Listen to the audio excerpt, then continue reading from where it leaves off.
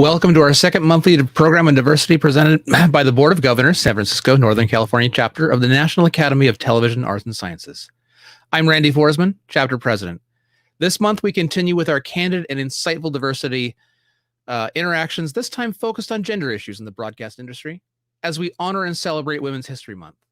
These long overdue and revealing conversations by television, radio, and media professionals are designed to help our membership better understand what an individual culture's identities bring to our business, then discover common ground for continuing discussions and energize our brainstorming efforts to develop meaningful storytelling that informs, connects with both our audiences and our colleagues in the workplace. We are very excited by the positive responses following last month's premiere of this series during Black History Month. If you missed it, there's a link on our chapter's website, that program video on YouTube. This groundbreaking diversity initiative is led by Bob Rucker, a member of our Board of Governors. For more than 3 decades, this former CNN correspondent and university professor has shown communities and students how to create a safe space environment for straightforward discussions about race, gender, sexual orientation, religious cultures, and disabilities in communications. Today, he has brought together a diverse group of distinguished women professionals in broadcasting. Individually, they spoke with Bob on Zoom about challenges and personal experiences they've faced in their careers. Like last month, we've invited each to join today's group interaction to offer more insights, speak their minds, take your questions from the audience about issues past and present, and take a look at what they recently shared with Bob on Zoom. If you could be 1 second while I load this video. Thank you. In my early career, operated in the Good Old Boys Network. And I had to learn to be a team member in that. And it meant swallowing your pride, putting up with a lot of sexual remarks, putting up with things that were said about women's bodies, sexual jokes, sometimes very pointed questions that were asked about me as a young single woman in the 1970s.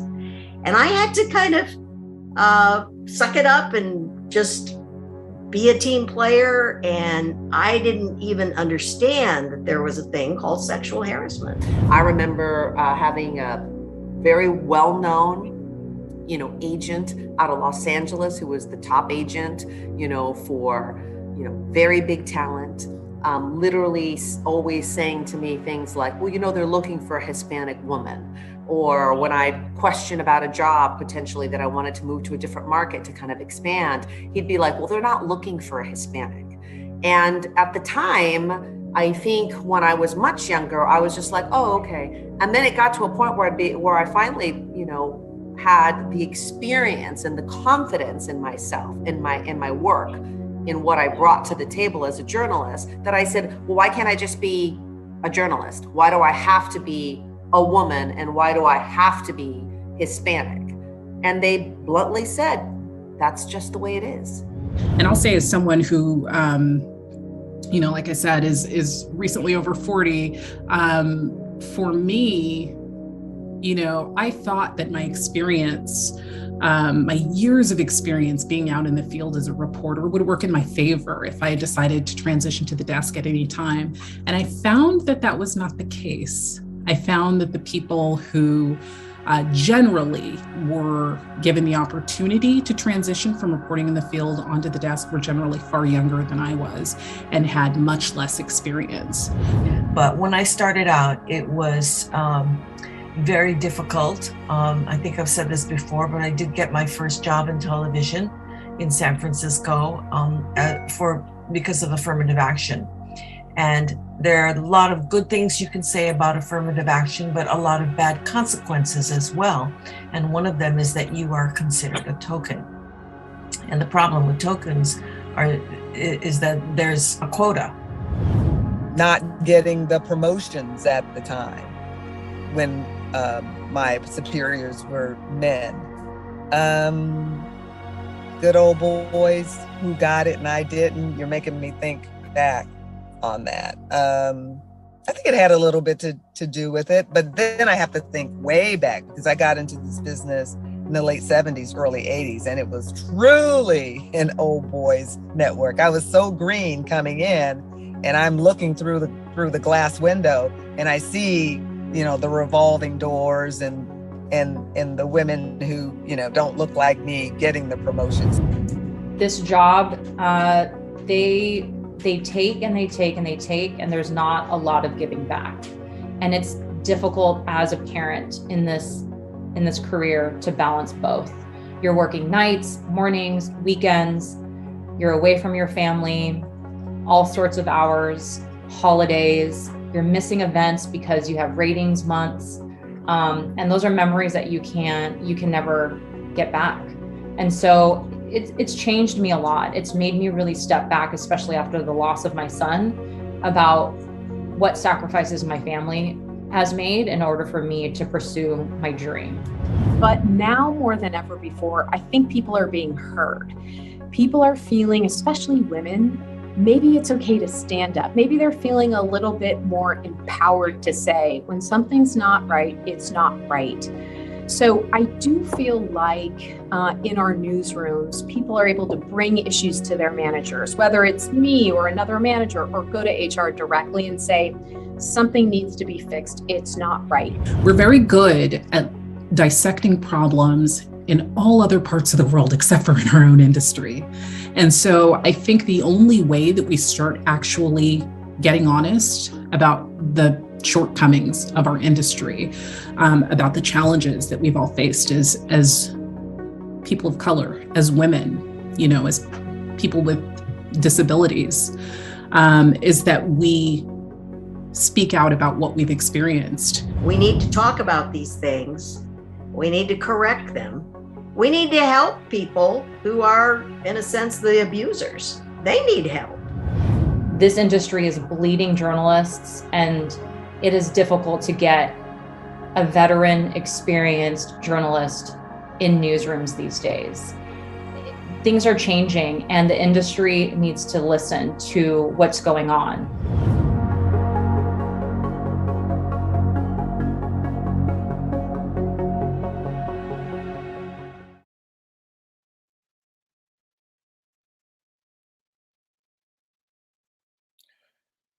Well, hello, everyone, and welcome.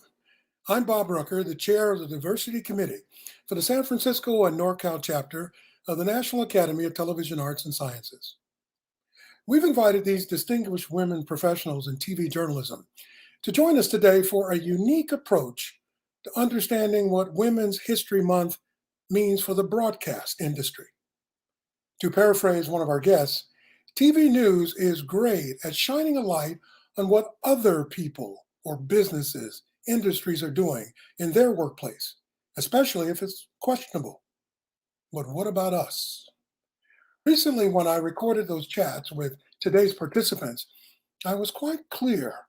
Everyone really wanted to talk about their actual experiences with gender issues for women in broadcasting. Major areas of concern, rarely spoken about in the past, quickly came pouring out.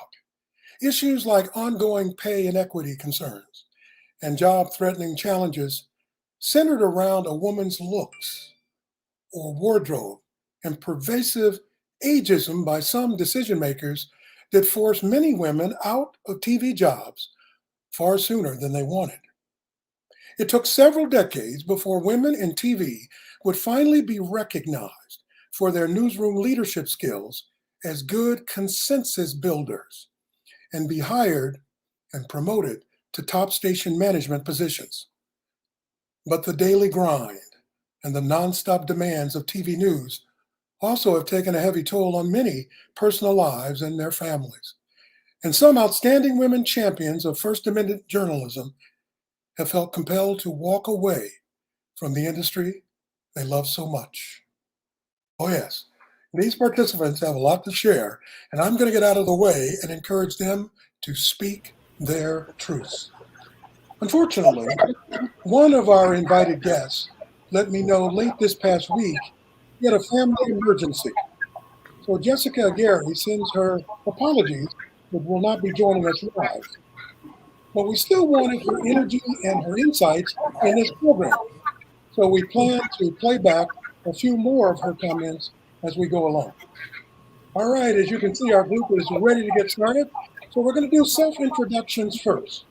I'll go around, starting with myself, and each participant will be asked to tell briefly who they are, their job title, and their career experience. And then because this is a diversity event, I ask all of you to please give a brief description of your ethnic or cultural group identities. For example, I'm African American, retired, have worked in small and top 5 major television markets and for a national network. I'm a progressive Christian and Catholic, but also a member of the LGBTQI community. And I love telling human interest stories, especially about people born with Down syndrome, like my younger sister. That's my story. I'm going to ask Stephanie Adrouny if you'd be kind to go next. Thank you, Bob. Good morning, everybody. So I am Stephanie Adrenia. I'm the Vice President of News for NBC Bay Area. This is my second time at NBC Bay Area. I was a producer at the station in the 90s. And after that, I spent 15 years, about 15 years at KGO. And way before that, I was in the Santa Barbara market. I am an Armenian American woman. I'm a first generation American and I'm a proud journalist serving our community, and I'm a Bay Area native.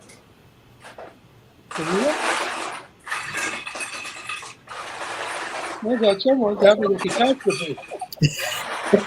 Maria, how about you? Hi, good morning, everyone. My name is Maria Sid Medina. I actually just celebrated my last day in TV news on Friday. I was a reporter, fill-in anchor for the CBS station in San Francisco. Before that, I was in Sacramento for several years. I was a weekend anchor there. And then I was also in Albuquerque, and my first market was in Yakima, Washington. I am a first-generation Filipino American, and I'm a mom of 2. Very good. Thank you, Maria. Sara Ivey, how about you? I'm Sara Ivey. I'm a retired journalist. I'm 68 years old and very happy to be retired. 40 years in the business, 40 years in television production, the last few years in reality television. I am a mother of 2 grown sons, and my husband, I'll share with you, is Chinese, a retired math professor from mainland China. Very good. Sara, I'm so happy you could join us from Dallas today. Let's move on to Christin Ayers. Hi there. I identify as a Black woman. I am a new mom. I have a 10-month-old, so you might hear making noise in the background at some point, so keep an ear out for that. I was an on-air reporter for 17 years. 8 of those years were at KPIX in San Francisco. Recently moved to Seattle, and I think my biggest accomplishment here has been founding a race and equity unit and winning a Peabody Award for creating an original series on race and equity. Just a few months ago, I transitioned out of news, and I am now working in tech, doing visual storytelling for Amazon. Christin, thank you for joining us. We appreciate it.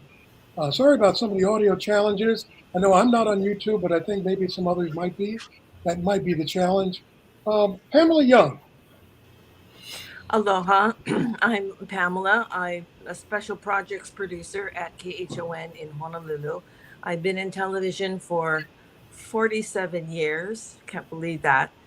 First at KPIX and KQED in San Francisco before returning home to Honolulu.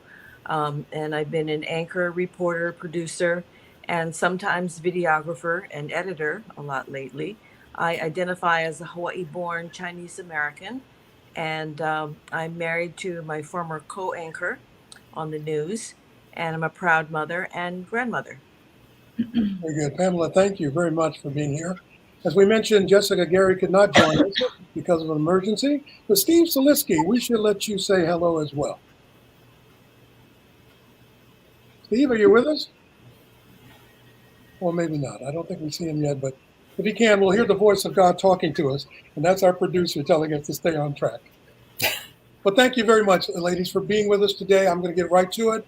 I'm hoping that we'll do crosstalk on this wonderful platform where once someone says something and finishes their thought, then you can jump in and ask a question or react to it. Feel free. I want to stand back and just hear you all mash it up with these topics. Well, let's start with something very simple. Can you quickly weigh in on the motivation for you wanting to be in TV news in the first place? Why is this such a passion for so many of us, considering the many challenges we knew we were getting into? Why did you choose this path? Who'd like to start? I'll start. Go for it.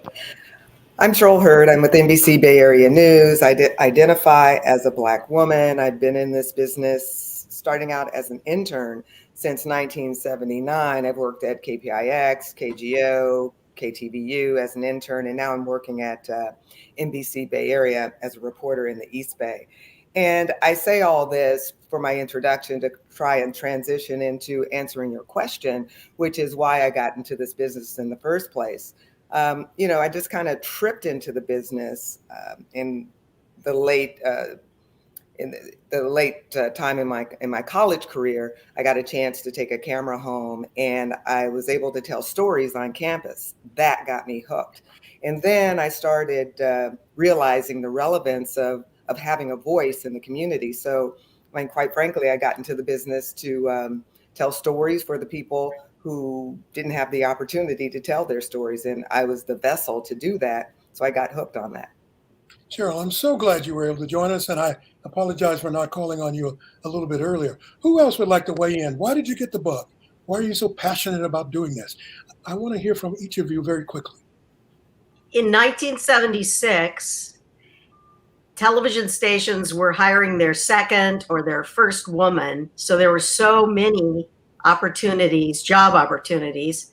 Of course, the pay was terrible, but that's kind of why I began in television news after getting a journalism degree from the University of Illinois. Fresh out of college, I started working in a medium market television station, NBC affiliate, by the way, and it was a great opportunity, but nobody kind of knew what to do with women except assign us the education beat or the consumer prices beat or something that was soft.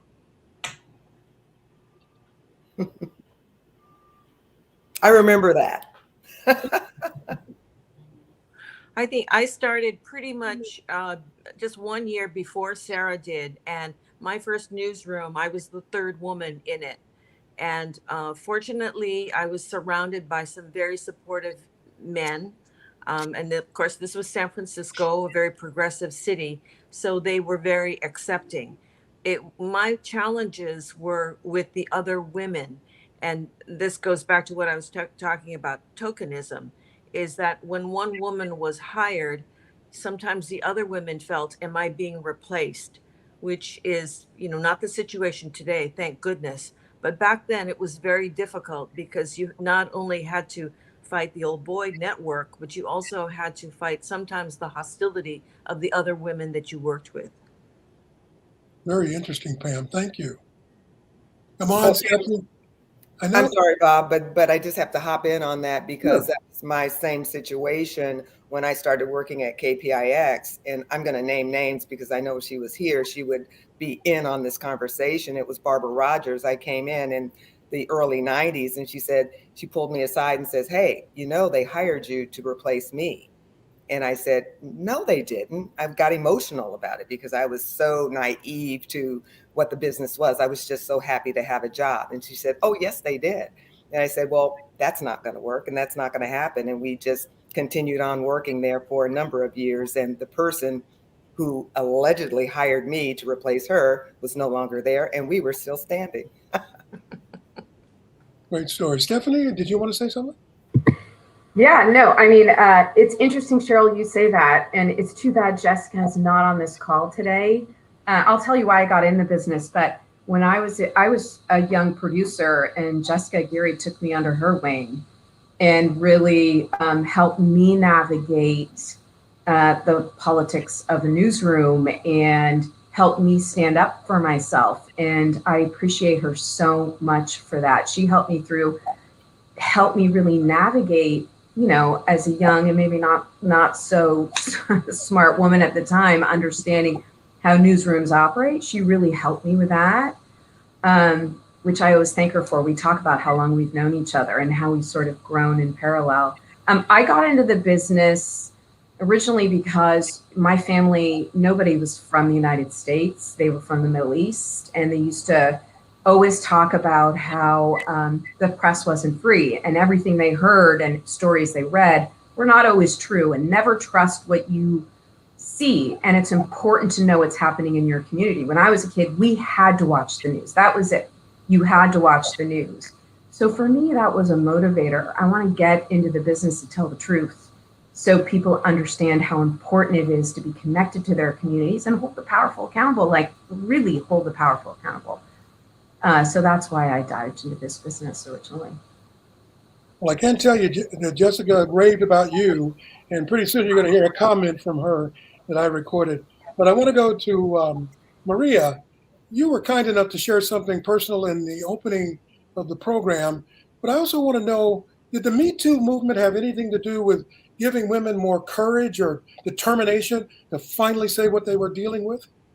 Oh, definitely. I think that, you saw a lot of women starting to find their voice where, they lived in fear, and, there was a lot of retaliation obviously going on. And so it was nice to see that. And I think a lot of us felt not just empowered to talk about sexual harassment in the newsroom, but, other things that were happening in the world as well.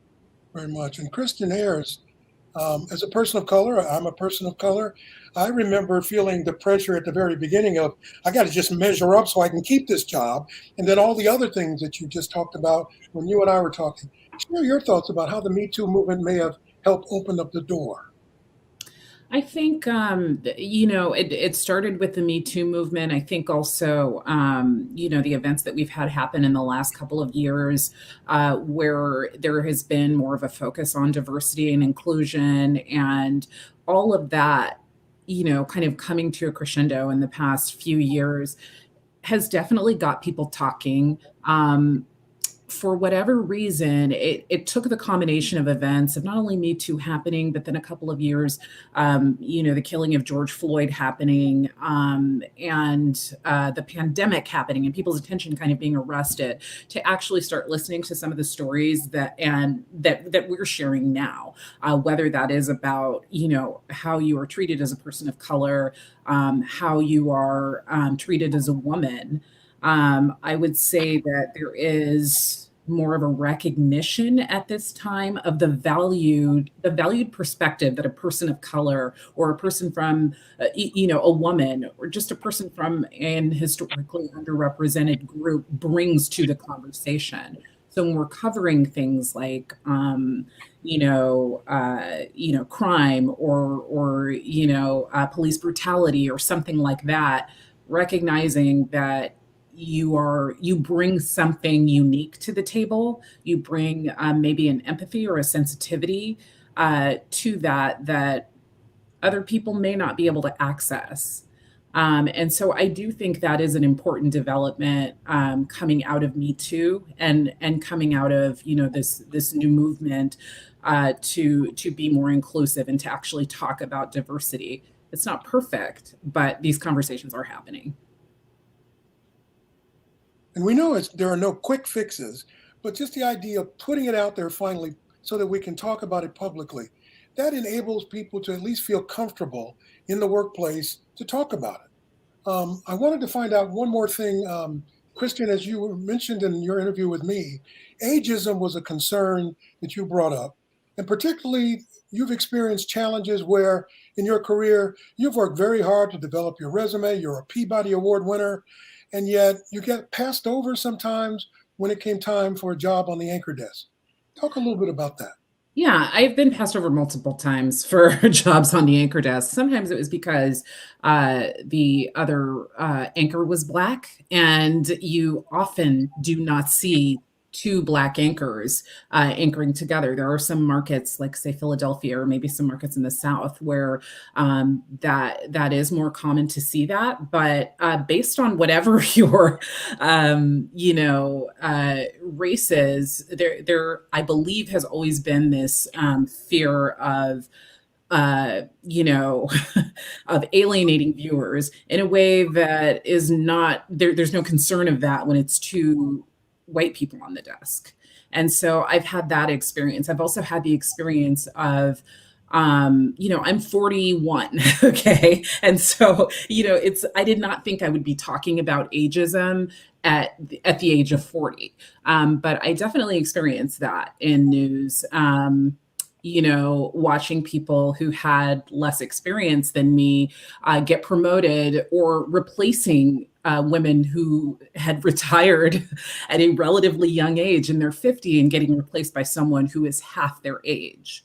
Or being told that, well, we're looking for something different, and going with someone in their very early 20s.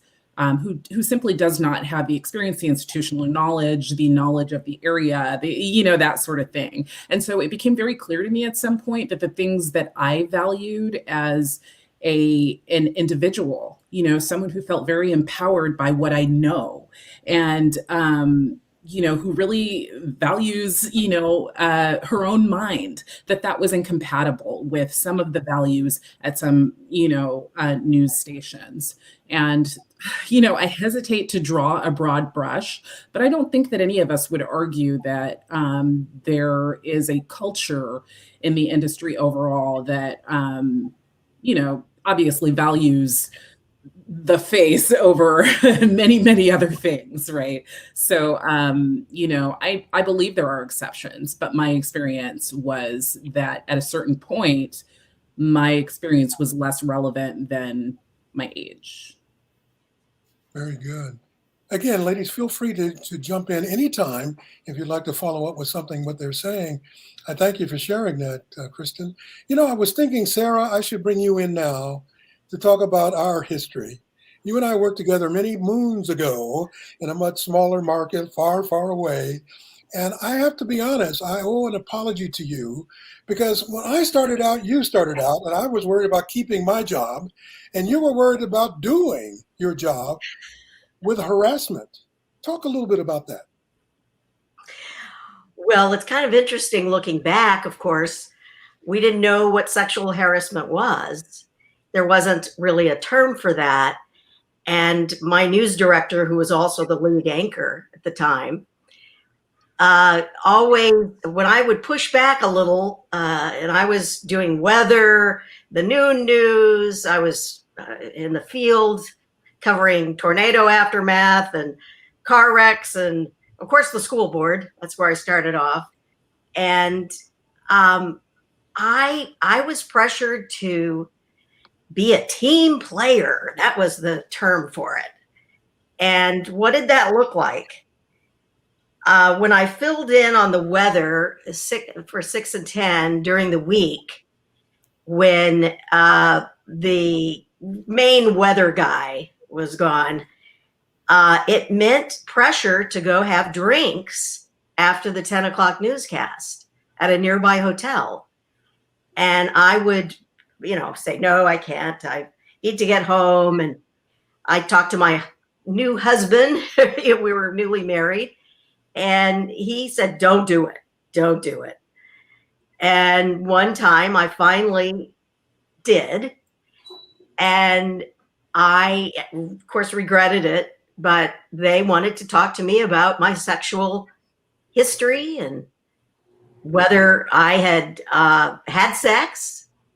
And later, one of the anchors, in this case, sports, I told him that, I hadn't had sex. And anyway, we all laughed. And then he said, he called me virgin. And he would call me the virgin in the newsroom. That was my nickname.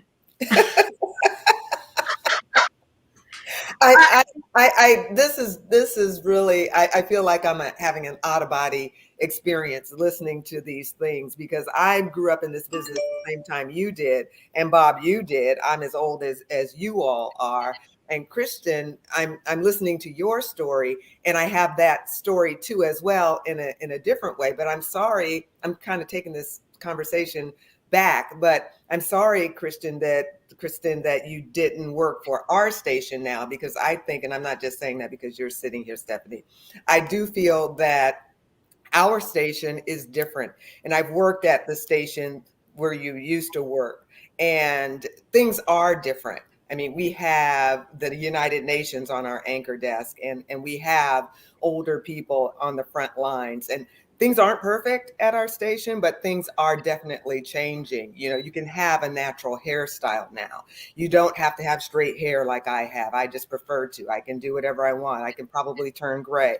My husband won't let me. But I mean, things are changing, but the things I feel that need to change are voices in the background. Maybe management style should be more diverse. The front line is there, but maybe behind the scenes, to me, that needs to change a little bit. And I know I'm taking the conversation in a different direction. I'm sorry, Bob. No, don't be sorry. Feel free to do and say whatever you like to say. And then I have a question as a male looking at all of this, and I'm thinking, Sara, like I said, I didn't realize that was happening. Nobody asked me to go out for a drink. Nobody ever asked me about my sexual behavior. They would have gotten quite a story back then. Instead, I did notice that there was tension. And Sara, I'm not going to put you on the spot. And if you don't want to do this, you don't have to. But you told me a story recently about what somebody said to you out loud in the newsroom. Feel free, if you like, to share it with everyone. Well, this is an ancient history, but it's the 70s. And I was called in on my day off. I had Thursdays and Fridays off. Remember those days? And I was called in on my day off to sub for someone. And one of the anchors yelled out across the newsroom, "Hey, Sara, did we take you away from your vibrator?" Can you imagine that happening today? No. I think the problem with that is, with me, I never had those types of experiences because I think they knew I would push back or maybe punch them in the face. I mean, you have these types of, I don't know, that I know that happens and happened, and it happened to you, but I'm flabbergasted that someone would actually have the gall to say something like that. But I think now that we have the power to punch back and push back and sue and do those types of things that we didn't have the opportunity to do before, but it just cracks me up. It's not funny, it's sad, but that actually used to happen. And it's also quite disgusting, to be perfectly blunt about it. I'm shocked that happened. Pam, you look like you wanted to say something earlier, and then I'm going to bring in Stephanie because you're a manager and you can talk about how you might deal with something like that today. But first, Pam. Pam, you're muted right now.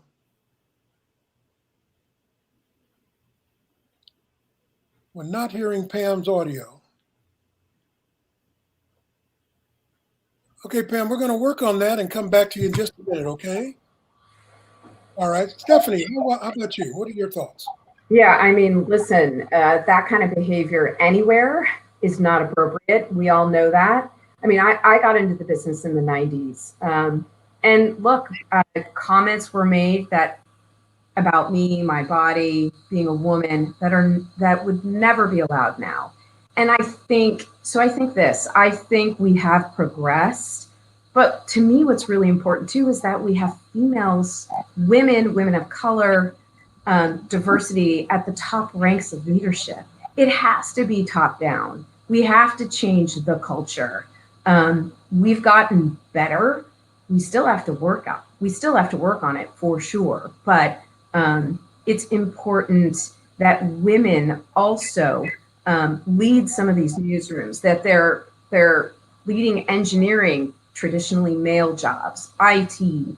I work for a company, we have a lot of female leaders, and I'm grateful for that. Even at the top, it's women. And I think that sets a standard, or at least there's more understanding. And it's helped, but it's not okay to say this stuff about women, to women, about anybody. I think now people are a little bit more comfortable speaking up, a little bit maybe, not always, but a little bit. And that's important. And to find somebody in the newsroom that you're comfortable saying, hey, this person said this to me or acted like that, we've got to change that. So that's why for me, yes, like Maria, I think said in the beginning, we're bleeding people out of our business. We are. And it really is, I'm concerned. It makes me nervous that more women are leaving our business. I don't want that to happen. Women need to be in this business. We need to represent our communities. We need to be reporters, anchors, managers. So I'm hoping over time we can evolve it. We have lots of work to do, but it's just too important. Very well said. Pam, let's try your audio again. Still not working. No, we're still not hearing your voice. All right, I will ask my colleagues in the background to check into that, and I'll ask if anyone else would like to weigh in on what Sara talked about or has another story they'd like to share. This would be a good time. I'll share one. Yeah. So my first TV market, baby reporter, brand new in the business. And my assistant news director started sexually harassing me. He would message me during my work shift. He would text message me. He would call me. And when you're, starting off in the business, when you're young, and you have your supervisor who is sexually harassing you, you don't know what to do. And you're afraid, for your job, because this business, ingrains in you that if you leave, or, if we fire you, if you decide to leave, we've got hundreds of applicants behind you. So you do everything you can to try to keep this job that you worked so hard to get. Every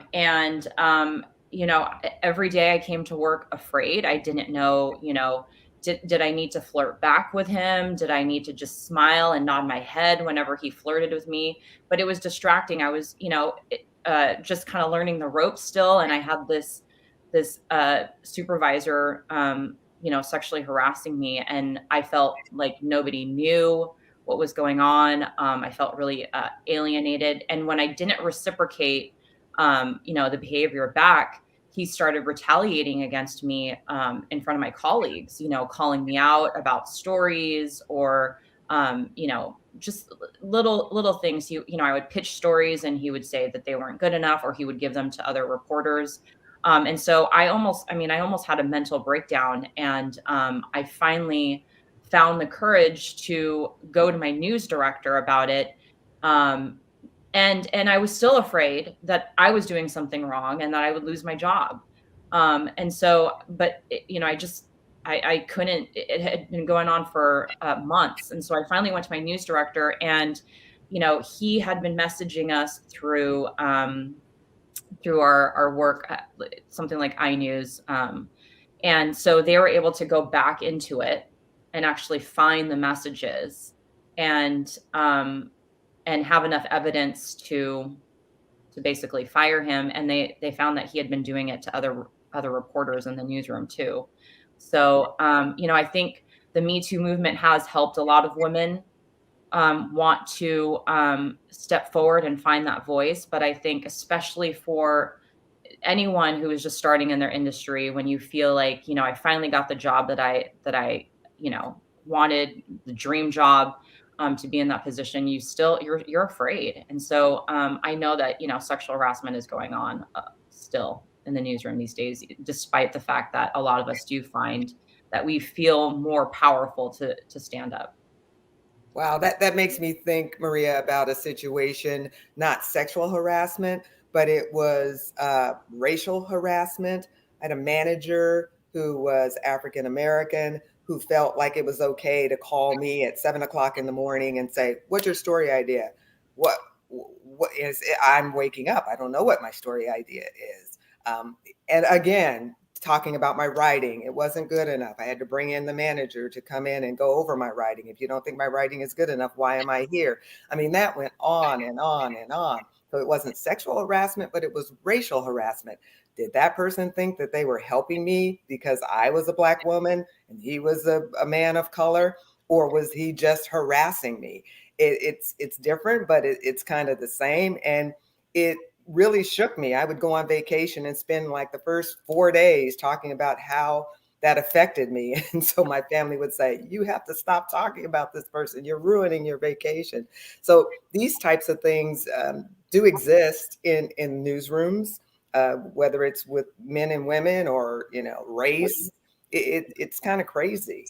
But things are changing. I really do believe, I don't know if I'm naive or I'm working at the place where I work where we have women at the top and people of color, but things are changing. And that is fantastic to hear. Thank you for sharing that story. I know Pam is still trying to come back and join us, and we're eagerly awaiting the moment. Pam, let's try one more time. Can we hear you this time? Can you hear me? Yes, yes. Yay! All right, Pam, you can say whatever you need. I kind of forgot the train of thought. Let me say what I had planned. I'm very lucky to live in a market where of the 3 major stations, 2 of our general managers are women, 2 of our news directors are women. When I first came to KHON, 5 of the 6 department heads were women, including the chief engineer. So I've been very lucky, and I think that's kind of where it has to start. It has to start with women getting into management. Where it gets bogged down is when these women managers have to deal with parent companies on the mainland. And those boardrooms are filled with men. And so, I don't know what we have to do to, break up that network. But I think, there's progress, and I'm very happy to work in a market where I can see that progress. That's wonderful to hear. And I've heard a lot of different things about the pressures women feel by the analysis by the public and by your coworkers of what you're wearing, do the colors work, as if it's any of our business to be talking about that. No one's ever asked me, why don't I get rid of this gray hair? I always ask myself, but why? How does it feel to be in a career path where every day what you wear, what you talk about, and how you present yourself is all differently mixed up in the audience's eyes and in the workroom and in the news operation? I was just actually talking about this with some of my former colleagues. So I'm not going to name any stations, but I worked at a station where there was a memo that went out to the women anchors that we were not allowed to wear black. We had to wear, bright colors. It just looked better on the anchor desk. But there was no memo for the men. So it was just for the women. And the male anchors were saying, God, I wear the same jacket every single day. And I mean, I literally just hang up my jacket and I use it the next day. And so it just, it's crazy that there is still today that standard of, for women that we have to have some, a higher expectation for a beauty standard than men. It almost feels to me like it's reflective of what goes on in society in general when it comes to women and how we are judged very heavily by our experience, by our looks. But it is at a different intensity when you are in a visual medium like this. I would say that not only does it impact I don't think any of us have talked about weight at any point, but you don't see an accurate representation of what the average, woman in America looks like generally when you turn on the television. So weight is a big thing. I did feel that I got more opportunities when I weighed less than I do right now. But again, it also, I'm a 41-year-old woman. I'm not going to be a size 0. That was me in my 20s, and so, but I, that double standard and that intensity, it can really get to you. one of the things that I feel is something that has not been addressed in news is there's always this push to be very interactive on social media, to post a lot, to try and engage with your viewers. But I haven't really ever heard a lot of management talk about the sexual harassment that women in news experience on social media. That's very unique to them. And that actually had a very chilling effect on me wanting to use social media much. I literally started posting, I would post pictures of my dog and my husband, and that's it, because I would find that if I did more than that, or if I actually did try to engage, a lot of times I would have men coming on and making comments about the way that I looked, or sometimes women coming on and saying that I was wearing the wrong thing, or judging me for not dressing appropriately, or things like that. But actual sexual harassment from men online that on-air personalities deal with on a regular basis. That is a reality and part of the pressure that is already heaped on us to present a certain way in news. I think there is value to just being a real person and looking like a real person and talking to a real audience. I truly do not think that we should have to, look this way that sort of is supposed to elevate us above our audience. But that is the world that we live in. Fascinating about the body shaming. The people who may be larger in size don't always get the opportunities. I'm just curious, any other thoughts about the criticisms of what you wear and how you present yourself visually? Because I know men don't get asked that, but we are given credit for having gray hair. If we have gray hair, we look distinguished. We can stay on until we die. But Sara, you were telling me it's a rarity, but in your market, you have someone who's very much older, a woman, and very popular. Clarice Tinsley, KDFW, that was the station I came to. And actually this sexualization drove me into producing. I went behind the camera and never really regretted it. And I've had a very wonderful career as a producer, newscasts, and then later started my own company and then reality television toward the end. But I think you're referring to Clarice. She's still here on the air, and she's been here since 1979. I produced with her. She's wonderful, and she's older, in her 60s. Yay. Go for it. And someday, with your recommendation, I'm going to reach out to her and say, we're going to talk about those type of challenges. Stephanie, I don't want to put you on the spot, but in a moment, I'm going to play one of Jessica's comments where she talks about, progress is happening today. And you alluded to it earlier, where more and more stations are starting to realize, put women in positions of responsibility, not only in the newsroom, but also in top management. And Steve, if we have that clip from Jessica Aguirre, let's run that right now about top management. Up until recently, we haven't had enough women, and especially women of color, in the newsroom ranks making those decisions, right? And I feel like I'm very fortunate. I work at a station where, we have a lot of women at our TV station, right? And a lot of women and most of the women that are in most of the important positions are held by women, right? So the decision-making position. So like our, executive, our EP during the day is a woman. My news director, Stephanie Adrouny, is a woman. And I've worked with Stephanie now for over 20 years. Worked with her at KGO and now here. Our general manager is a woman. And the woman and a person in charge of all the NBC O&Os is a woman, right? So that does change the dynamic of the newsroom and of that perception of there being a glass ceiling that you can't get ahead. The glass ceiling, Jessica raised it there. What are your thoughts about the glass ceiling? Is it still there? You're asking me, right, Bob? Sure, you can start. Go for it. Oh, yeah. And do I think the glass ceiling is still there? Certainly. But I think we're starting to crack it. Again, as Jessica said, I'm fortunate to work for a company where it's top-down women, right? But I'm not so sure that is everywhere. In the Bay Area, we have a lot of women leaders, a lot of female news directors, a couple of female general managers, but I'm not so sure that's very common across our industry. Women still face challenges. Everything every woman has said on this meeting is true. We still face challenges. I think we're making progress, but there is a lot to deal with. It's that work-life balance issue. How do we, these are really hard jobs. We know this. These are really hard jobs. So work-life balance, getting ahead, making sure, somebody said, like, it's, diversity is fine when you're looking at the TV, but what about behind the scenes? That's important too.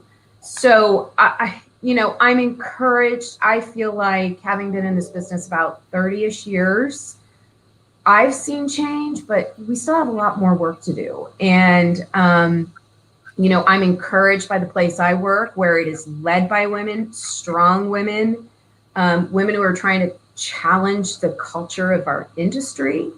But it's tough. There's still a lot of issues to be dealt with, and its progress is slow, right? We can't expect change immediately, but it would be nice if it were a little faster across our industry.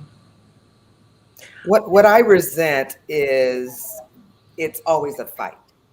And I think that's what I bring to the table into my career is I'm always prepared to fight. I've always had to fight growing up. So therefore, the challenge, gets to be so exhaustive that you always have to fight. You have to fight to stay in your position. You have to fight to get the story. You have to fight to do everything. So I think that why this industry is bleeding women is because we're tired of fighting, and I can understand why people are leaving, but I hate to see my colleagues that are here with me today leaving because it's just so hard. Just having to fight. And I don't know if the men have to fight as hard as the women. I don't know. I'm not a man, but it just seems to me that the men don't have to fight as hard as the women do. I have to say that, looking back at almost 50 years in the business, I've seen the most progress for women in bad times. When the stock market crashes, when we have a pandemic, because stations have to let go of people. So they tend to hire or keep the people that they have based on ability rather than gender.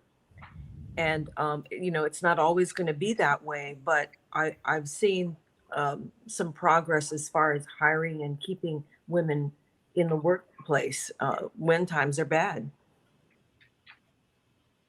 And Sara, you were telling me that women have this natural skill set for being a consensus builder that has, for some reason, been lost on most of the industry for many years, but now we're starting to become aware. Tell me what you meant by that. Well, when I went into producing in 1981, one thing that I noticed is that in a newsroom, you needed to have someone who could bring this disparate voice, different voices together and build consensus. And I don't know that women do that better.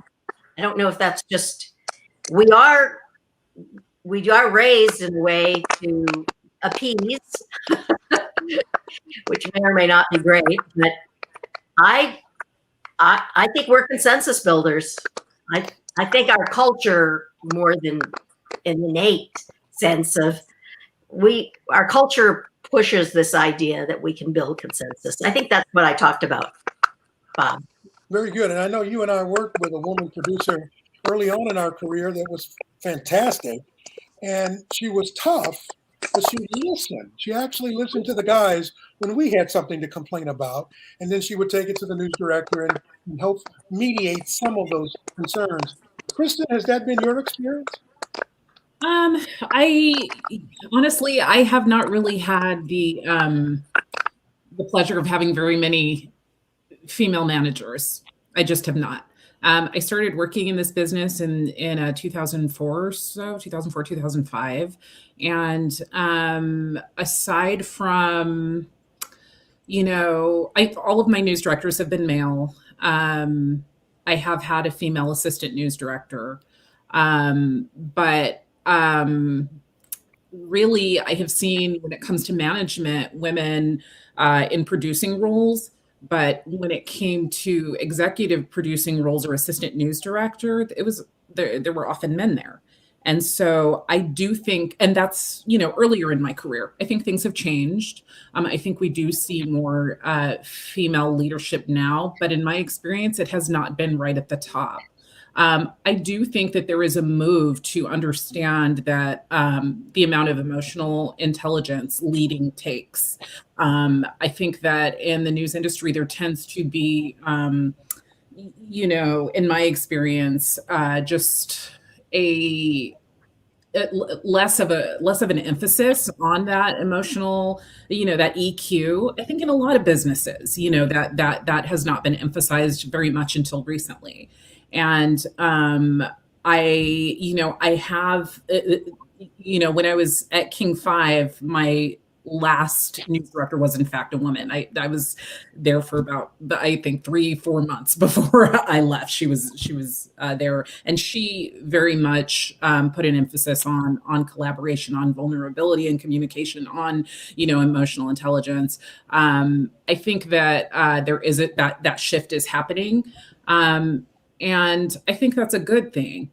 I would still like to see more female news directors. I would still like to see more female general managers who feel like they can bring their whole selves to work, that they don't have to come in and, do things in a way that a man would in order to be respected, for example. And I hope that shift really is happening. I would have loved to have more female leaders throughout my career. And, we were talking about sexual harassment earlier. My experience may be different from everyone's here, but I have experienced rampant sexual harassment throughout my entire career. And once I got to a certain age, I started to see that sexual harassment of women who were younger than me, oftentimes interns or PAs or that sort of thing. I think it did make a huge difference that I mainly had male bosses. I did not feel comfortable reporting those things. I did not feel comfortable communicating them. I had one bad experience where in my very first job where I was harassed and actually physically pushed down in a bar by a man who was an on-air anchor.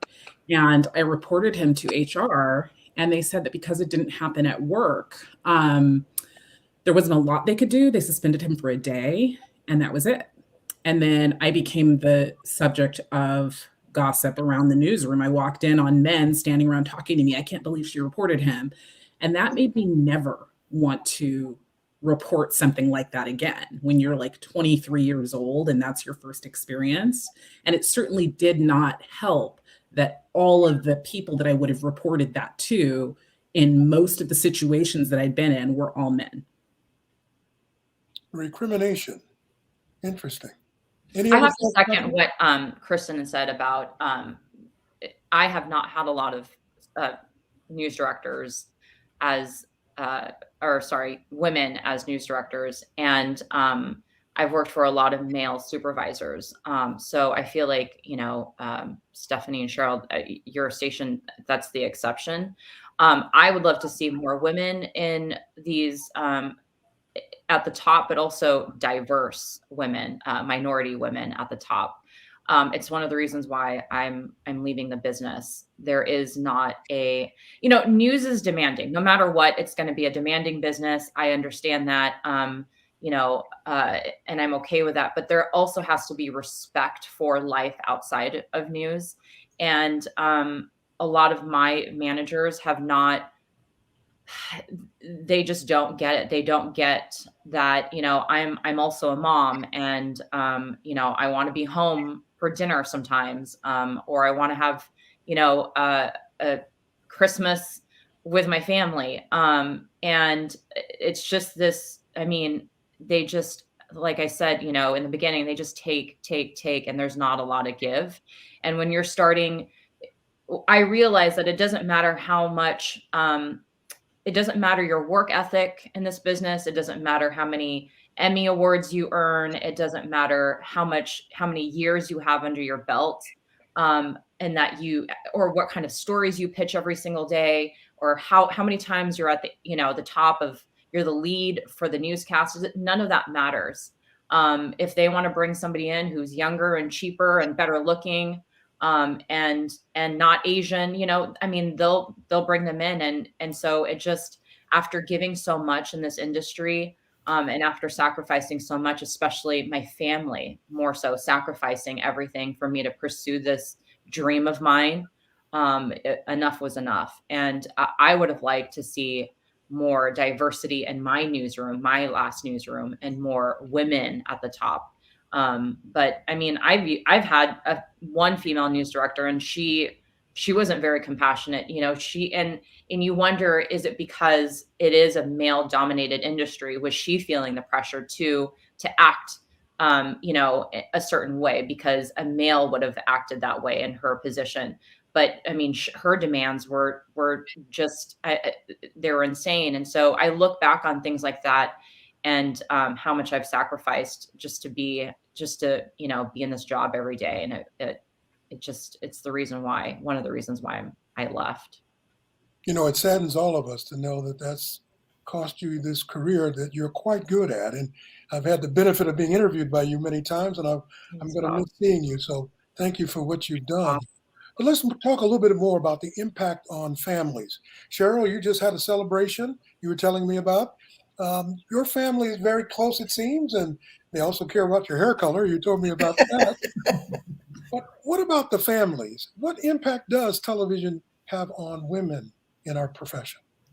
Well, it has a huge impact on families. Like Maria was saying, we have to fight to get off on holidays. I mean, that's what we signed up for. We have to work Thanksgiving. We have to switch and say, well, you had Thanksgiving off last year. Maybe you have to work this year and switch it all around. I mean, that's kind of over the 30 plus years I've been doing this, approaching 40. That's just the way it is, but it does have a huge impact. I mean, my family, I'm in the family house. So people come over to my house and, it's 2:30. Everybody has the split. You got to be here at 11, but you got to go because I have to go to work. So I don't know how you deal with that. I mean, I don't know. Do you get out of the business because you can't deal with that? I think our newsroom try to be fair about it, but I mean, you have to put the news on, so you have to work. I mean, sometimes I try to work Christmas because I don't have kids, because I know some of my colleagues do have kids. So it's a no-win situation, and it does impact families. But because I don't have children, I don't really have a unique perspective on that. But I do have a perspective as it relates to my extended family, and it's just something that I'm used to. It's not a comfortable feeling, but that's kind of the way it is. That's something that when I do drop the mic, I'll be take a deep breath and be happy to know that I won't have to worry about Christmas and New Year's and Thanksgiving, and will I get it off? I'll jump in again. I know I just spoke, but many of you guys know I lost my son. He was just a few days after he turned 15, almost a couple of years ago. And when I lost my son, that's when I started thinking back on the things that my family had sacrificed for me to, pursue this career. And I've shared this on social media. The one conversation that always replays in my head is when he was in kindergarten. He was 5 years old, and Mother's Day is in May, and so it's ratings month. And May and November, you're never supposed to take any vacation days. You're not supposed to call in sick. Those are usually the two sweeps months where you just have to be in the newsroom. And so I was new in my newsroom, and my son had a Mother's Day event where all the moms were supposed to show up, and I had to tell him, like, I'm sorry, honey, I can't come. My boss would get mad at me if I took the day off. And he, he's 5, and he just said, well, I think you need to get a new boss because she's not nice. And so that's what replays in my head, is just all the school functions that I've missed. I've been a nightside reporter for years. I wasn't able to give my kids a bath, put them in bed, do homework with them, those things that are just so important, especially as a mother, to do with her children. I missed all of that. And when my last station, I was able to kind of negotiate a deal where I worked night side a few days during the week and then day side a few days the rest of the week, so that I could have at least dinner with my kids 4 days out of the week. And a new boss came in, male boss, and he said, nope, we want her night side. And so that was taken away. And so the last couple of years of my son, before I lost him, I didn't have any dinners with him. So it's things like that you look back on and you say, okay, how many dinners have I missed? How many school events have I missed? It's difficult. You want to stay in the business. I'll always be a journalist at heart. I'm so passionate about it. I mean, I woke up this morning and I started looking on Twitter, but it's, how do you have that work-life balance? I don't know. And to lose a child, I mean, all our hearts go out to you. That's just incredible. And our thoughts and prayers for you to have a happy future and enjoy your time with your family. That's one of the things I would like to say to you. Thank you, Bob. Thank you so much. My pleasure. Any other thoughts as we do this? And then we're going to take some questions in just a few minutes from people who are watching. But any other thoughts about family? Sara, you have 2 boys you mentioned. Was it fun raising them while you were running all over creation? So probably the war story I could tell very briefly is we had a plane crash in Dallas-Fort Worth, August 2nd, 1985. Some of you in the business probably remember that. It was a Delta plane. And I was about 5 months pregnant and producing newscasts. And I was kind of a live shot queen. I did a lot of the live broadcast work back then. And I did not go home for almost 36 hours. And it was tough, but there was no accommodation back in the 80s. Probably in very few markets for working women. I had 1 baby and then I was having my second. And the attitude was, which has changed, I think, I hope, is you said you want it all, little girl, you said you wanted it all. So you got it. There you go. But you put that pressure on yourself. Yeah, it was our fault. Yeah, no accommodation, really. I mean, and we didn't complain because we knew we'd probably lose our jobs, right, or get demoted, but that was the attitude back then. That's really horrible. But what I see changing, and it would probably be very similar and the same, is technology. Technology is allowing us to work from home. And that's the saving grace, I think, for that problem that still needs to be worked out. I think it really helps to have a supportive environment. When I had my son in the first year, I had a dream that I came home from work and he was a teenager. And I thought, what happened to all those years? I lost them because I was working. And it just gave me this different perspective of that work-home balance. And I was really fortunate to have a supportive family life, but also in the newsroom, because when our son went away to college, it was kind of understood that my husband and I, who I co-anchored with, would do the holidays so that other families could spend the holidays with their sons and daughters and fathers and mothers. So it was a very, you have to have the support of the people that you work with. Excellent points. We're going to take some questions in just a minute. I'll just drop in this thought. I remember as a reporter covering 3 Mile Island for 9 days. And one of the things that was personal for me, I'm not married. I didn't have a family at that time. I'm pretty much on my own, moving in the career. And I remember at 3 Mile Island, they warned us this thing could go the other way. And if so, you're toast. So if you got to tell somebody, tell somebody. And I remember picking up the phone and calling my mother. And without trying to give her a heart attack, I had to say goodbye just in case. And I had no one to talk to about that because I did not want to stress her life. So I can relate a little bit about what you're talking about. Any other stories that you'd like to share at this moment?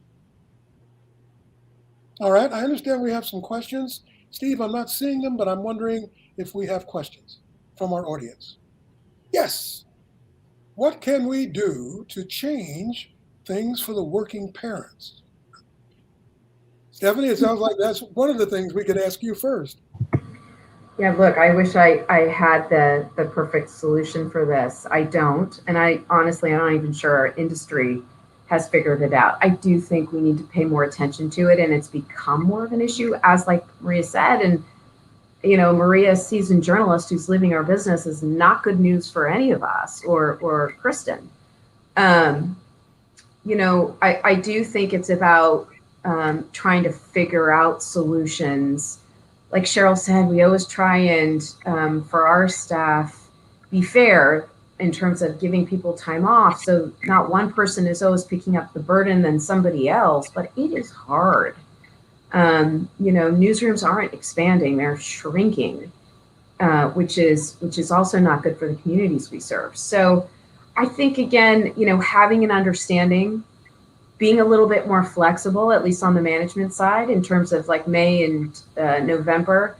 Those are our big months, but we've gotten better at letting people have time off in those times. But we need to do more and balance that with keeping the newsroom running too. It's hard, and I'm not sure we're going to solve that today. But I do think as we see people exit our business, we need to do a better job and do it quickly. Very good. Any other thoughts on that question? Here, Christin? I'll just say, like I said earlier, I'm a new mom. I have a 10-month-old, and it was really, I knew when baby was on the way that this was not something that I was going to try to balance with news. That it felt, Maria talked about like having dinner with your kid or giving them a bath. I mean, that just, to me, I've been a nightside reporter almost my entire career. And I knew that having a baby, and I knew that I would be angry every day at having to FaceTime with her and my husband, rather than actually being able to be there with her, and there were many reasons why I left news, but, having the new baby, having a time off leave policy that felt insufficient to me, as far as maternity leave, knowing that I could go to a different industry that would give me longer maternity leave. Many industries in tech, have relationships with childcare or some offer like help with childcare and that sort of thing. And that's not something that was available to me in news. And so I do think, we talk about more women coming into leadership roles in news, women who are often saddled with the majority, studies have shown a caretaking responsibility in a marriage or relationship, or whether they're a single parent. And I think that unique perspective is really important to try and help, problem solve some of these issues that are having an impact on women in the industry and pushing some of us out. Very good. Our producer has another question up from a former student of mine, Nadia Lynch. In the time of your careers and Me Too movement, how has your relationship with other women in the workplace changed or shifted? I think that we have a strong bond as women. I know for Maria, I love Maria. I don't really know Maria, but I feel like I do. When she announced that she was leaving on Twitter, I went on Twitter and said, "Oh my God, what? You're leaving? Are you crazy?" I even put my phone number, said, "Here, call me." And she tweeted me back and said, "Do you know that you publicly put your phone number on Twitter?" I'm like, "Oh my God." And I had to take it down. It was hilarious. But I have this sense of camaraderie with people that I only see briefly. And when we see each other, we bond immediately. I think everyone here who knows me knows that. And maybe early on, we felt threatened by one another when we were both trying to fight for the job in the 70s and the 80s and maybe the early 90s. But I think that has switched and that's changed, because when I see other women in the field, I feel like, those are my sisters, and we have to, stick together. I'm not going to give my exclusive interview to you out there, but I am going to help you in my own way. I thought you loved me, Cheryl. You don't want to give me your exclusive interview? No, I love you too, Cheryl. I think what I mentor a lot of journalists, and what I tell them is you are your own advocate. And so, I tell a lot of women in the industry, stand up for yourself, especially after what I went through, the sexual harassment in my first newsroom. And I feel like that's the most important message is to tell journalists to stand up for yourself, because no one else will. But I second what Cheryl's saying. This industry, I feel like because you go through so much crap, you feel bonded, right? It's like you're going through war, and you forge really, really tight relationships, and you see people out in the field, and even if you don't know them really well, you know what they're going through. Very good. As time winds down, any other thoughts on that? We have one more question. Yeah, I was just going to say real quick. Sorry. I also appreciate Cheryl will call me on my stuff, like, freely. She will call me. I'm like, uh-oh, what have I done? But we'll have very honest conversations that I appreciate too. Like, I always tell her, I'm like, okay, thanks for telling me that, blah, blah, blah. And we'll talk through stuff. And I celebrate that. I'm like, call me, talk to me, because I feel like sometimes there's a wall with other people, but I know with Cheryl Hurd, that woman is going to call me and say, hey, this isn't right. And I'm like, okay, yeah, you're right. And then or wrong. Yes. And then the other thing too, I'm a big advocate for mentorship.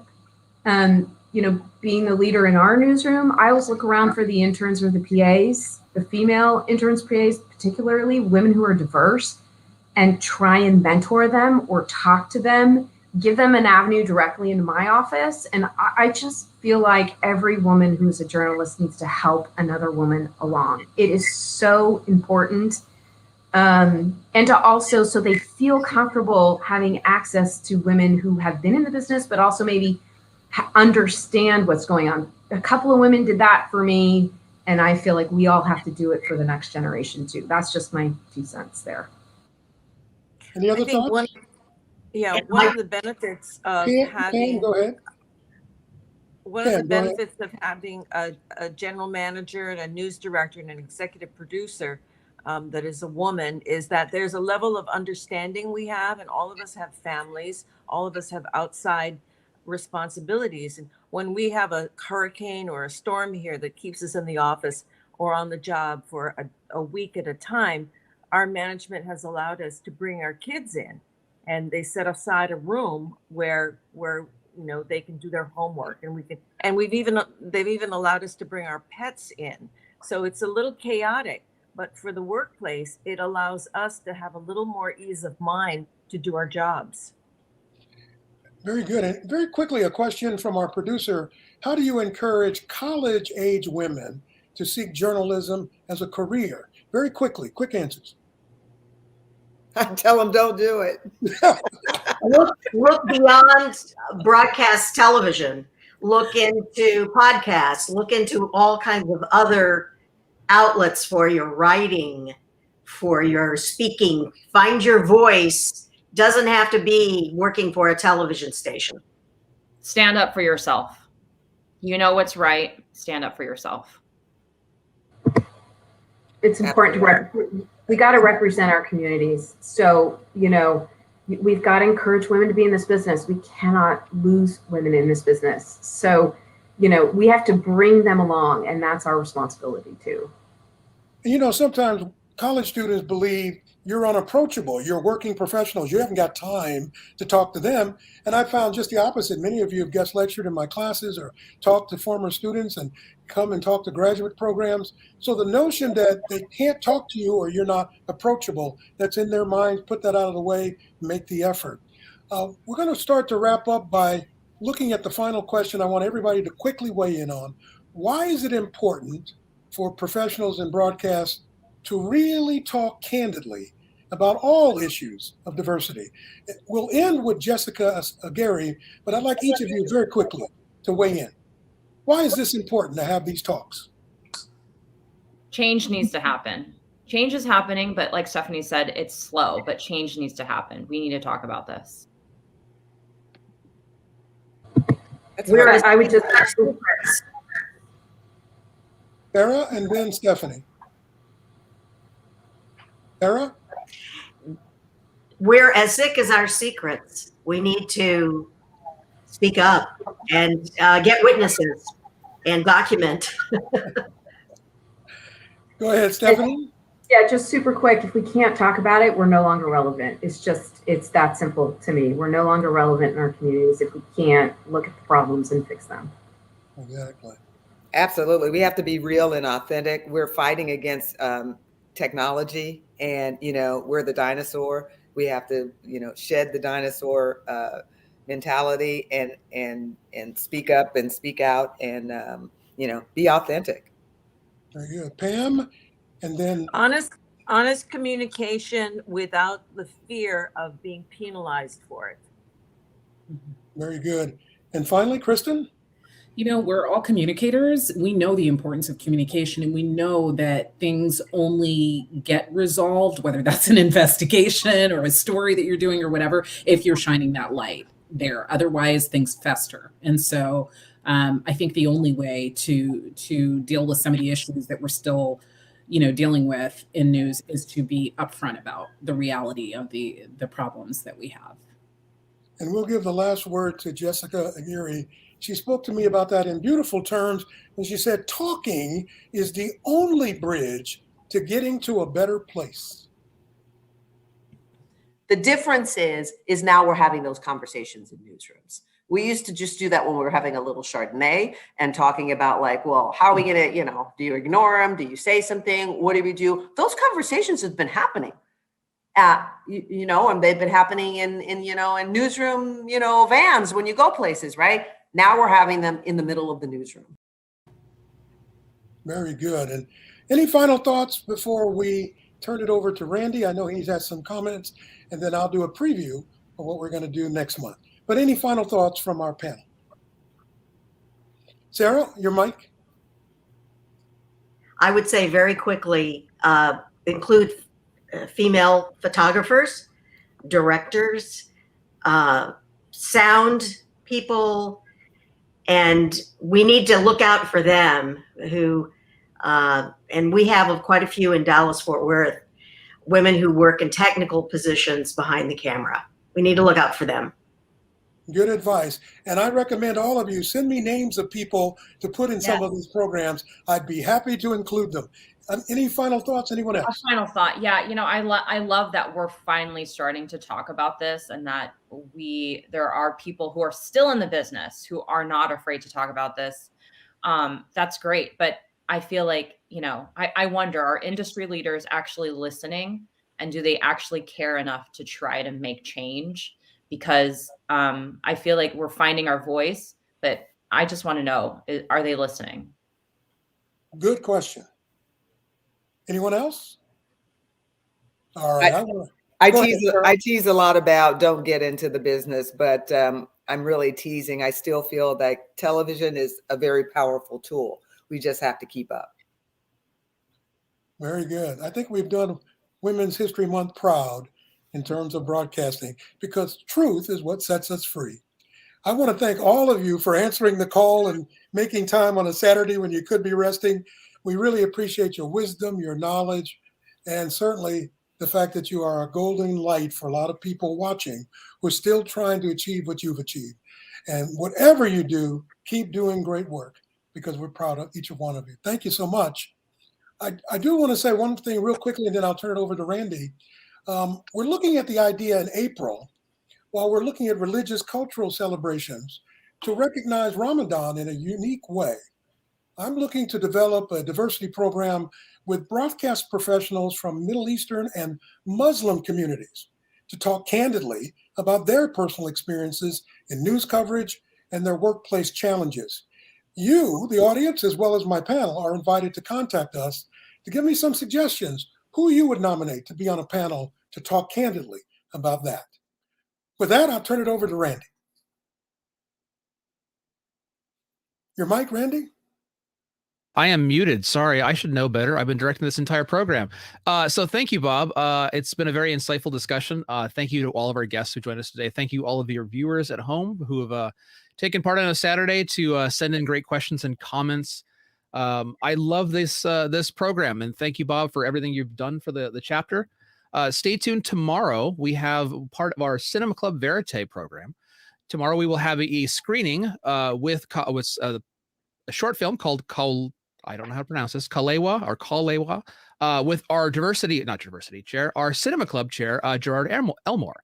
He is going to be joined with the filmmaker Mitchell Merrick, and we're going to go over have a screening of the film, show some behind the scenes photos, and just a general Q&A with the filmmaker. So let's take a look at a trailer now, and then we'll wrap it up. Uncle, what are you doing? What are you doing? Mom told me to find you. Is that where you're going? You see those 2 stars right there? Those 2? Yeah. But take your thumb, like that, and line it up with the stars. And that spot, right above your hand, that's where Uncle's going.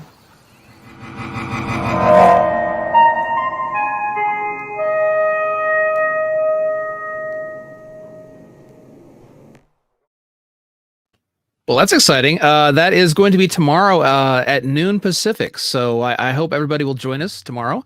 It'll be a very insightful discussion. And hey, Bob, tell me, what else do you got going on for the diversity programming?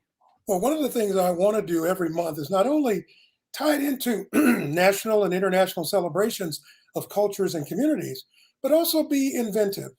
All of us are dealing right now with the news coverage of the war in Ukraine. And I'm hoping to get some people that I know on the national level and in the local markets, small, medium, and large, to talk about covering the Ukrainian people, either here in our country or overseas as the war spreads across that country. So if you have any suggestions on who we might invite for that, I welcome from all of our markets in our chapter to suggest names to me at any time and topics for a roundtable discussion. And Randy, if you want me to, I can add one last thing that I normally like to say at the end of this. Absolutely. I ask everyone to please remember that NATAS San Francisco and NorCal Chapter Diversity Project is always designed every month to be groundbreaking for creating a digital safe space for opening eyes, minds, and hearts inside the broadcast industry. Truth-telling always matters, and it's what we do that people rely on. So by sharing our individual truths and most powerful stories and experiences, we truly hope to make a difference in our profession by simply being heard, understood, and recognized for what we have to offer. I love my career, and I'm not going anywhere. I'm having fun. So thank you for this opportunity, Randy. You're very welcome, Bob. And so I would thank everybody once again for joining us today. And so we will say goodbye here. Thank you, Bob. Thank you for the conversation. The discussion has been very insightful. So until next time, everybody, this has been a very great program today. Thank you for joining us.